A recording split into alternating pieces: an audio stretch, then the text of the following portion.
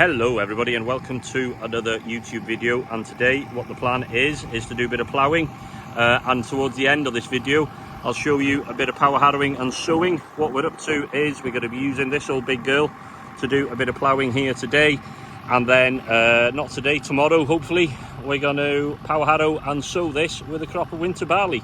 So this is my own field that I have around the shed where I keep my kit. So with a bit of luck we'll get a crop of winter barley on this that we can harvest end of June, July, early next year. Lovely. Right then, let's get on with it. So if you watched my other videos on YouTube, you'll know that I promised the other day that I would give you a proper tour around this tractor and plough. I was using it the other day but the pressure was on, I didn't have time to do it. However, today is another day. We're just letting the old girl there cool down a little bit before we knock it off, and then we can have a walk around and point and talk about a few things. So what have we got here? Pulling this 5-footer plough is my Case 2290 tractor. This was registered in the UK in 1983. Obviously it is a four-wheel drive tractor, 6-cylinder, Case itself turbocharged, 139 horsepower diesel engine. We've got a power shift gearbox under that silent guardian cab, as it was known. I do have a set of weights for this off my father's original 2290. However, I just haven't got round to fit them.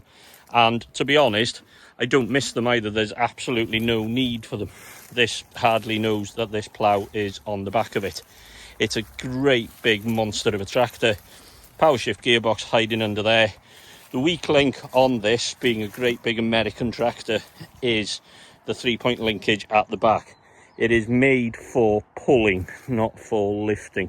So it was a traction tractor only, really.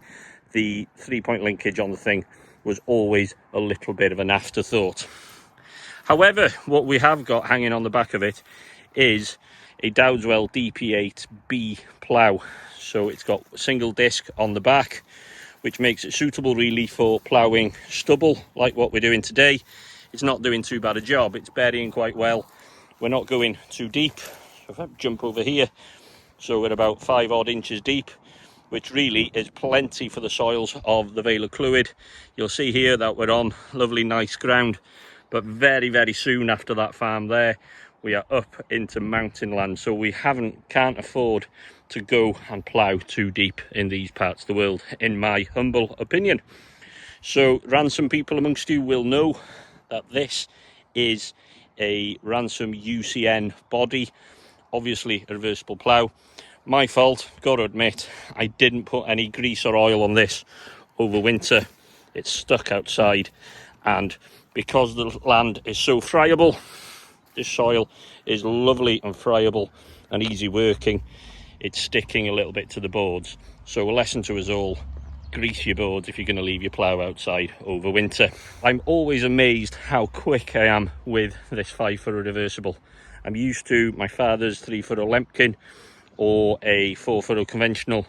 This thing just romps along, feels like this, absolutely spot on.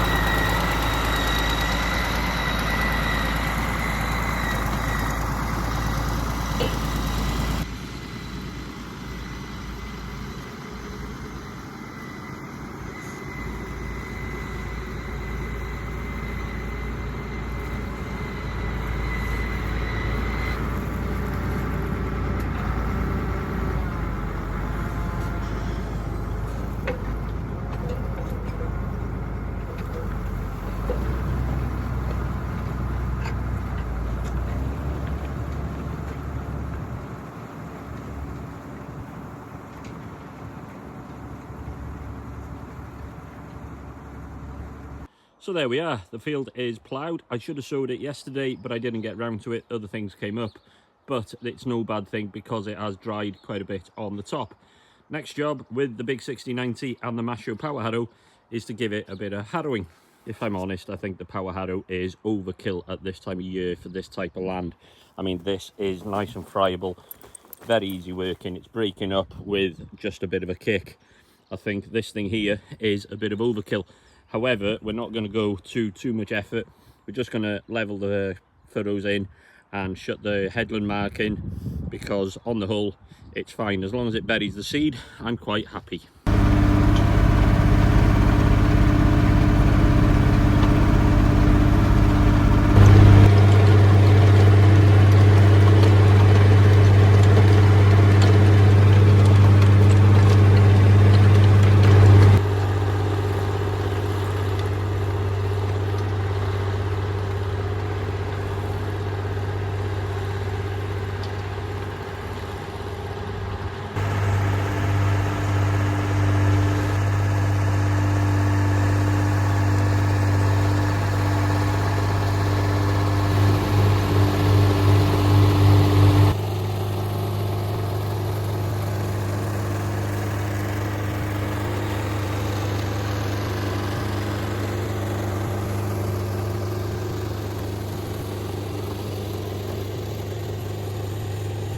Right then, there we go, job done. 6090 and the power harrow packed up out the way, and the field has been cultivated. So it's worked out not so bad.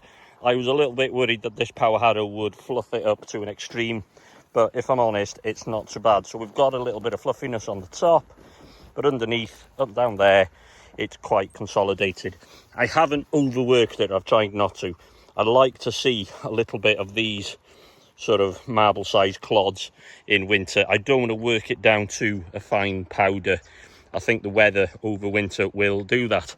Right then, next job, calibrate the drill and let's get sowing. Before we go sowing, let me give you a quick tour of my sowing outfit. So the drill generally lives on this, which is the Case Internash 1494. Obviously it's a David Brown under red tin work. 1494, 82 horsepower, turbo, 4-cylinder. As the bonnet suggests, hydro shift gearbox, which is really handy. Category 2 linkage. It's got an assister ram hiding in there. I'm not sure if you can just see it. And on the back, we've got a Amazon D930 3-meter drill hiding on the back, and it is a real good combination. It's not a big, heavy, cumbersome old thing. It's a real handy thing. So back in the day, this drill was quite a posh drill. So what we've got is, this is a disc drill. Rather than the Suffolk Coulters, it is a disc. So where that wins, if you've got some surface trash like this, well, this counts for nothing, but if you've got a bit of surface trash, it will cut through that rather than block. More or less all the time it will do that. Not always, but you've got a much better chance. Obviously up there, we've got bout markers. What else we've got on this is hydraulic coulter pressure. So if we're trying to put some seed into some fairly hard ground, we can increase the coulter pressure on this, push that ram up hydraulically using a spool, and that will give us more pressure on the coulter spring when we come to, and it'll be easier or harder to lift up as we do. Obviously land driven from this wheel, chain goes up there up to this here, which is a CVT gearbox, not a step change type of arrangement like you do with other drills, or a fluted roller like that is common. This is a stepless 0 to 100. You move this to alter the seed rate. We'll calibrate it in a minute. So as I said, not a fluted roller, more of a pegged tooth type of affair, which then drops it down when the calibration trays aren't here and down into the coulters, into the ground. We've got a following harrow to walk behind it. These are on springs, which is quite handy. As I say, 3-meter machine, quite a handy bit of a setup.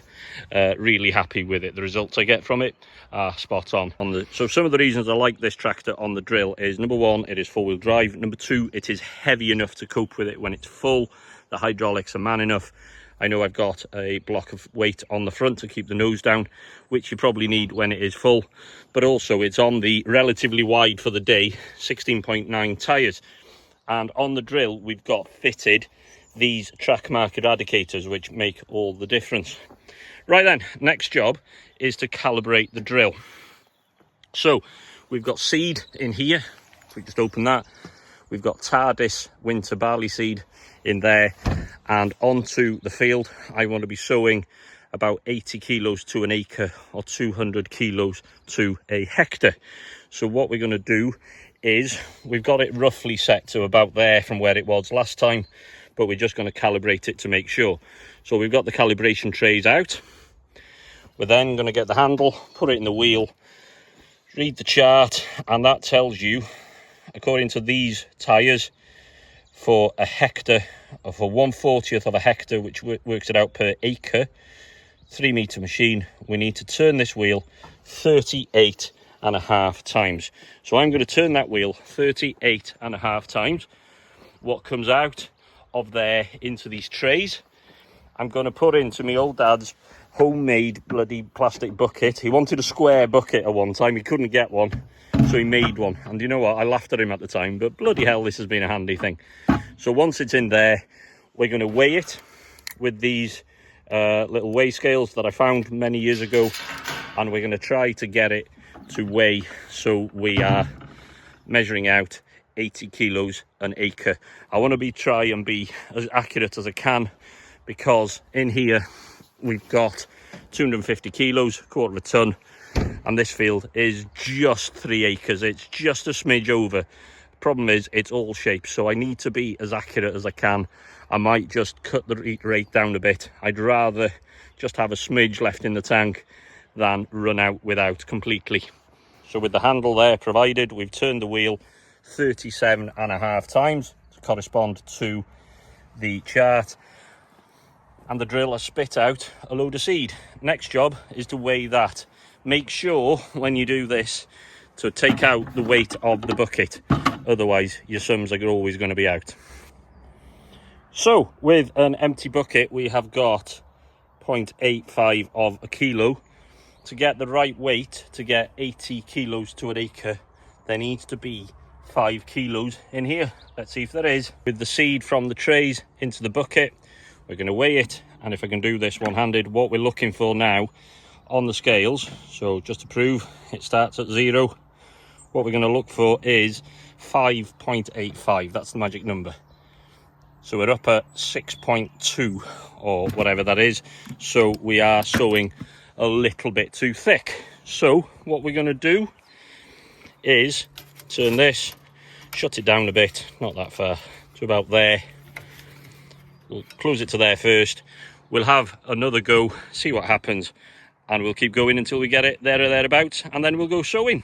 Brilliant. So we've recalibrated, we've turned the handle, new seed in the box, turn the machine on, press that there, get that to 0. There we go, lift that up, should be 5.8. There we are, 5.9, 5.8. We're as near as damn it, we're not going to get much closer than that. So we're going to chuck that back in there. We're going to put the trays back on here, shut the coulters up to there. Remember to put that handle back, because I've never not forgotten to do that before. Oh, shut the lid, and then we're going to start sowing. Right then, okay, we've made a start. So we've gone around the field once, we've started there. There's 3 meters. You'll notice then that there's a piece of virgin soil, and then this mark, which is made by the bout marker, which is down. That gives you an idea of where to drive next time. However, in this instance, you'll notice that I am absolutely ignoring that. Here is that line where the center of the tractor should be, but what I'm doing this time is running the center of the tractor over the mark that the drill made, so that the end of the drill is running in that bout mark line. And the reason I'm doing that is to get my tram lines in the right place. So there will be a headland tram line sown on the next bout. If I didn't do this, it would mean that it wouldn't be a true 12 meters from there to there, and a piece of the sprayer boom would be in the hedge. To save wasting seed, a lot of drills, this included, I've got this gadget here, which I've undone. I can't do this with one hand, it takes a little bit of doing. This gadget here, you give it half a turn there, and it knocks half of the drill. It's known as half width shut off. So from the land wheel that's driving all the way down to there, it's driving. Because I've knocked this half out of gear, this piece here is now just going to idle, and that half of the drill is going to run empty in the previously sown crop. That means next time when I come down here and I lay a pair of tram lines here for my sprayer to go down, it means that the right distance will be from here to the hedge, so we'll get 12 meters. A lot of people I notice in these parts of the world don't bother with this. I'm pretty unique that I don't have a combination. I power harrow and then sow separately, but I notice a lot of people don't either bother with a headland tramline at all, or they sow it last or whatever. I'd rather have one myself. I think one of the reasons people don't do it and why I do it is because I've got a bit of a lighter tractor, so I generally sow the headland first and I will turn round on here. If I had a great big 200 horse tractor with a front press and a this and that and the other, it would be 2-3 times the weight of this, and it would be squashing the hell out of these headlands as it is at the minute. However, this is a fairly light tractor. It won't leave much of a mark. It certainly won't hinder the seed coming through, and I think that's why it happens. Right then, we've knocked that out of gear. One thing I have got to remember is to put it back in gear after I've gone round this once, otherwise there will be a disaster. Right, let's get on with it. Okay, we've sown well over half the field. We've got this little piece here, there to there, to do just this little triangle, and then we've got that square from the post up to there, square to do, and then the job is done. So every now and again I jump off and just check the drill, make sure we're doing a job. It's burying nicely. I checked the coulters when they were in the air, give the wheel a spin. They're all coming out. There is the very occasional one to be seen on the surface, but on the whole it's very nicely, it's level after it, and always a good indication the seed is running out evenly throughout, so we're not doing too bad, I don't think. I hope we've got enough to finish.